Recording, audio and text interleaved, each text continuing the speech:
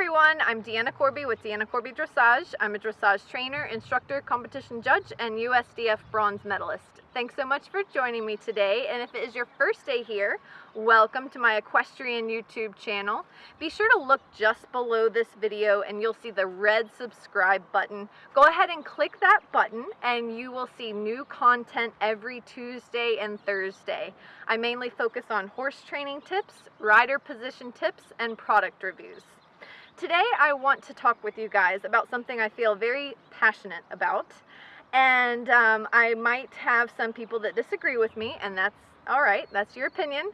But I want to talk about my opinions about where horses should live and why. Horses are herd animals. They belong outside with a group of other horses. They belong in a pasture, as big of a space as possible, and they need to move around. They absolutely need to move around. Let me say that again. They need to move. Horses need to move around because it's good for their gut, it's good for their health, it's good for their mind, and it is how they were born to be. I know that it's a little bit different in this day and age. We're not, we don't have a bunch of wild horses roaming the lands. We keep our horses at farms, and we intend to ride them and have them as family members and have them as competition horses and pleasure horses and whatever. But in general, you absolutely need to keep your horse moving as much as possible. So many bad things happen when owners keep their horses in stalls for either their convenience or because they think that, or because they're humanizing the horse. They think that their horses like being in stalls and like being in their little rooms with their fluffy shavings and their fans on. And that is nice, and some horses do like being out of the flies. I'm sure all horses like being out of the flies and like being comfortable. But when you get to the point where you're keeping your horse in a stall so much that they are bored and learning to crib and developing ulcers and become difficult to ride because as soon as you bring them out into the fresh air, they go berserk, then you are causing harm, honestly. I think that when people are making their horses out to be humans and doing things for their horses that they would like as a human being, I think you're headed down the wrong path. Your horse is the happiest when he is out grazing in the pasture and with his herd members, the way he is designed to live. When you bring your horse in the stall because you think that it's cold outside when it's 50 degrees outside or 40 degrees, you are doing him a disservice, in my opinion. And it opens up so many doors for bad things to happen. Like I said, developing bad habits like cribbing and pacing and ulcers, and when they finally do go outside, they tear around the field and hurt themselves. It's better, I really think that it's better to keep your horse outside 24/7 and provide shelter. Do your best to clean up any manure to reduce the flies. Provide, of course, fresh, cool water, unlimited hay, and plenty of space to move around. Your horse is going to last so much longer if you keep him moving in the pasture. He's going to be so much happier. As you can see, my horse here is totally relaxed out here. He lives outside 24/7. We are third level dressage. He's lived outside his entire life in a group of, in a herd of horses. And honestly, I wouldn't have it any other way. I think a lot of people, when they are bringing their horses in stalls for whatever reason they have, maybe it's because they think that they're trying to prevent their horse from being hurt. I think that's a false sense of security, really. because your horse can absolutely get hurt in a stall. Just because he's in his little padded room doesn't mean that you are doing something good for him by preventing him from getting hurt or keeping him safe, because he can absolutely get hurt in a stall.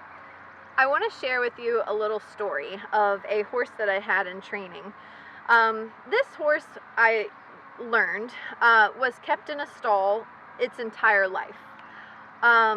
When the horse was turned out, it was in a dry lot of a very small, almost the size sort of a round pen. A dry lot, no grass, perfect terrain, footing, and never with any other horses. The thing about that horse is that when I began to train her, not only was she morbidly obese and out of shape, she was tripping all the time out in the dressage arena, and most definitely when I tried to hack her around the farm, she didn't know where her feet were, because she was always on the most perfect footing. And not only that, is she had no stamina to be worked, and so she was breathing like crazy, so hard and so labored, even just after 2 minutes of trotting. And I felt like she just couldn't do the work, that she was made into sort of this My Little Pony stuffed animal and kept in a stall. The owner requested that she never get dirty, that she always have some sort of covering or blanket on, that of course she be kept in a round pen type of space with no other horses. And so I felt like all of that special care, I know that the owner's heart was in the right place, but I felt like all of that special care made things worse for this horse. She ended up getting sick because of her compromised immune system. Her respiratory was a mess.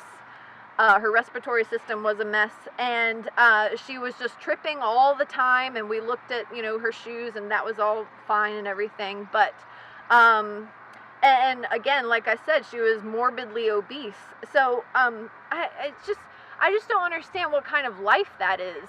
Imagine you being locked in a bathroom, and people are just feeding you all the time, but you never exercise, and you're just sitting in that bathroom smelling your own pee and your own feces all day until it's cleaned up again. But what kind of life is that? You have no friends, and then you're brought out of your stall and you are expected to work at peak performance. It's just not possible.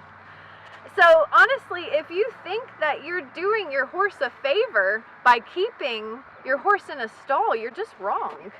Of course, there are some caveats to saying that, medical reasons for whatever you're dealing with your horse. Having a stallion can be a different situation, a sort of a sad situation, because you have to keep everyone safe, and the stallion's loaded with testosterone, so you have to make sure he is contained, but that's a different story. For other reasons, maybe your barn doesn't allow much turnout or any turnout. In that case, you might need to find another barn. But there are caveats to me saying all of this, and I understand that. But my point is, if you think that you are doing your horse a favor by keeping him in a stall and keeping him clean and keeping him safe and keeping him contained in this happy little, what you think is a comfortable space, I think you need to put yourself in your horse's shoes and understand what he is made to do, how he is made, how his mind thinks, and what his body needs. And then you might reconsider. I promise you that your horse is going to be so much happier doing what he is designed to do, living out in a big field with his buddies and moving around. He will last longer, he will mentally be happier, he will physically be healthier, and and you'll still have a great partner who loves to see you. Yes, you might have to go out into your pasture and get your horse and grab a curry comb and brush him off. And is that so bad? I mean, I don't know. But yeah, that'll take more time out of your day, but get over it. Do it anyway. It's for the benefit of your horse. And if you say that you love your horse so much, do what's best for him. Anyway, I digress. Sorry guys, I had to say it. Yeah, if you like this video, click the thumbs up. If you agree with me, click the thumbs up, share it, subscribe to my YouTube channel. I had to get that off my chest. I'm sorry. I had to. Anyway, I'll see you guys next time. Bye.